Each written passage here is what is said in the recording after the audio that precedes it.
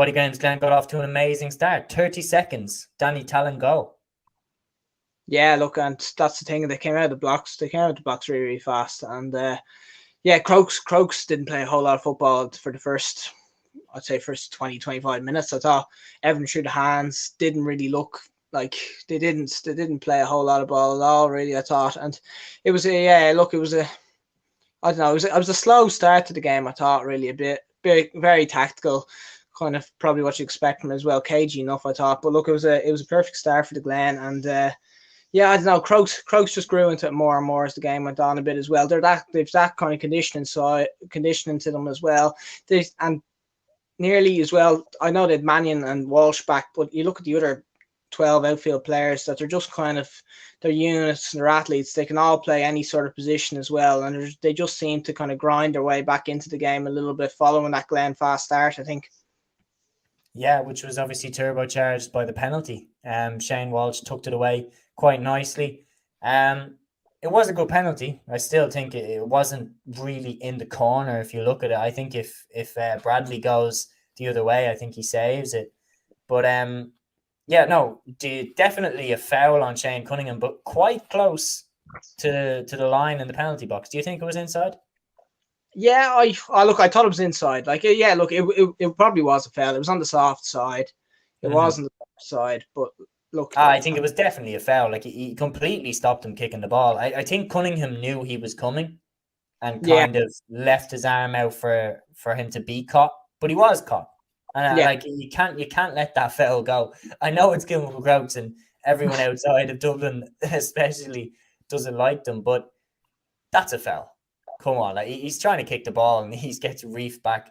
He played it smart, but that has to be a penalty. Like, look, it is a foul. Look, it is a foul, and that, look, I thought it was inside. To be honest, as well, though, and that's the thing. Like, I know, that's the other thing is that you're right in saying that. I suppose is that everyone's saying as well, referee with them and all this sort of stuff in the last day. Something fouls and brown all this paper envelopes and the lot. And look, there is a bit about Crokes and that, like that.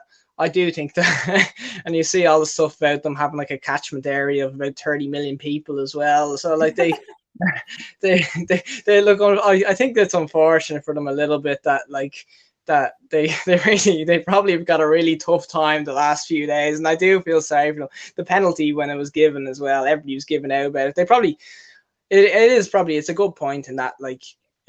The Crokes lad could have his head ripped off, and people would still be saying that I don't see any blood.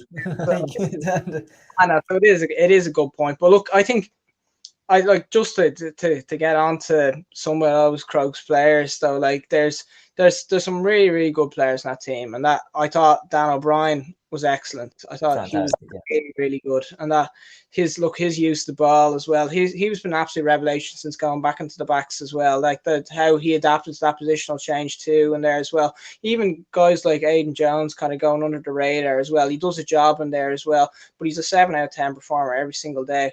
And my favorite on this team that I genuinely think that there's a chance he could be involved playing in the square for Dublin later on, if not this year, definitely next year, is Theo Clancy. I think he's going to be an absolute star. And like, I know going back to the Cairns O'Reilly game in the semi-final, that job he did in Tommy Walsh as well.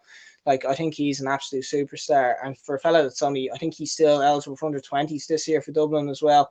Like, he's going to be a serious, serious player. But those fellas, I thought, all really stepped up big time, I thought, for Crokes. And like on a day when Walsh was quiet, Mannion obviously wasn't fit. Like, yeah, he did some good things as well, but he looked like a fella that only done one training session. So, like on a day like that as well, some of those peripheral players have to step up as well. And then the likes of Shane Cunningham's as well, that these kind of guys I thought really stepped up, and they kind of dragged them to the win on the day. But yeah, we don't know where it stands and win in general. Where we go now. I feel bad for Shane Cunningham because he was, outstanding. He kicked crucial points at crucial stages for Crokes. Dan O'Brien kicked a beauty as well. Craig Diaz got them off the mark, obviously getting their first point after Glen had shot 1-1 to no score ahead. Then obviously Crokes got the penalty.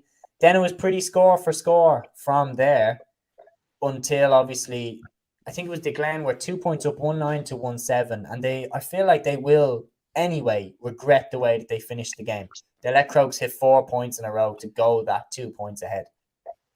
Yeah, and look, and that's it's kind of, it is the trend with Crokes though a bit, is that you see, like, you go back to the club final in Dublin as well, is that Crokes are nearly a professional team, and that they finish these games like ridiculously strong. You talk about the overall panel as well, coming on, the subs coming on there as well. That I swear Keane O'Connor, every time he comes on, scores a crucial score. Yeah, look, and having fellas of that kind of quality, like Crokes can go into games not starting the likes of Cillian O'Shea and stuff, who was starting for Dublin in the National League a couple of years ago as well. It's just ridiculous kind of strength and depth, and there is always this kind of air about Crokes, is that if they're within one or two of you with about 15 minutes to go as well, look, they're going to kick on for the last while, and they do have this thing about them that they have done that they didn't do against Kilmacud the year previous, but like, they do have this thing about them, and that that they're going to finish strong. They're going to be excellent when it comes to their conditioning as well. And look, and when it comes to those times as well, what goes under the radar sometimes is that they have this ability to pick out the right man for scores. And I think, look, we'll get onto it as well. The Glen will, look, if the results stood, they'd be absolutely kicking themselves about with those chances they missed at the end.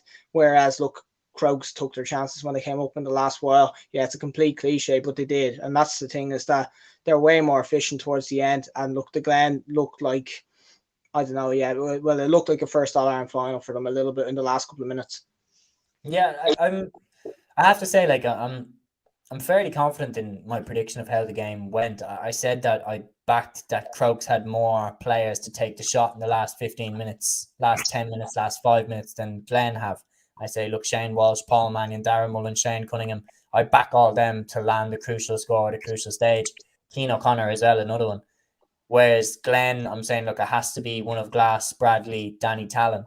And I'm saying, look, Glass and Bradley would have ran their legs into the ground, so I'm not sure how much more kicking they got left in them.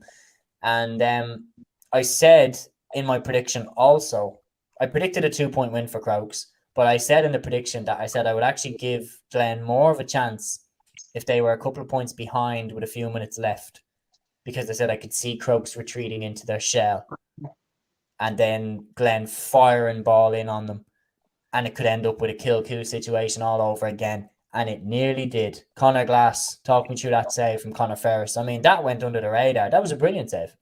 Yeah, it was. And look, and that was a real interesting narrative as well, because like Conor Ferris, obviously last year, like everybody knows about that kick at the end of the Kilmacud game to lose possession when Crokes were in that Dublin style ball retention phase at the end of the game. For him, he was the player kind of that lost the ball there as well, and there was plenty of talk about it. Even as well, the Kerins O'Reilly game, there was some of those kind of habits were being shown up again, that he was a bit loose in possession and that flapping at a few kind of high balls. And like, going into the game as well, when you look at all the pre-match talk as well, everybody was saying that's the weak spot in Kilmacud is Conor Ferris, and that everybody was saying that could be what lets them down as well and stuff. And for him to kind of step up in that moment as well, to make that save from Glass too, like, it's really tough on him that if this goes to a replay, because that was the perfect redemption story for him. That he, from last year, he was essentially an amateur player in the media, single-handedly blamed for Kilmacud losing last year as well.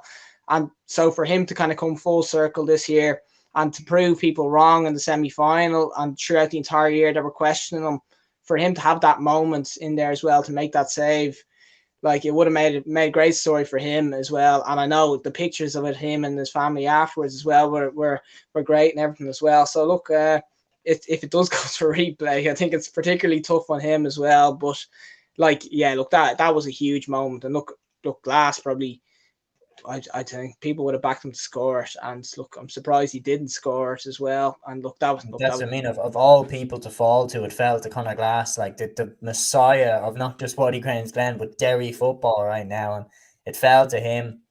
Brilliant save by Ferris. Very unfortunate that the redemption potentially isn't there, but in a way it is, because if Glass scores that, then the whole talk about Crokes having 16 lads on the pitch just turns into a bit of sure that would be all over GAA banter pages all up the country. Crokes couldn't win the game with 16 lads on the pitch. That would have been the the post going around.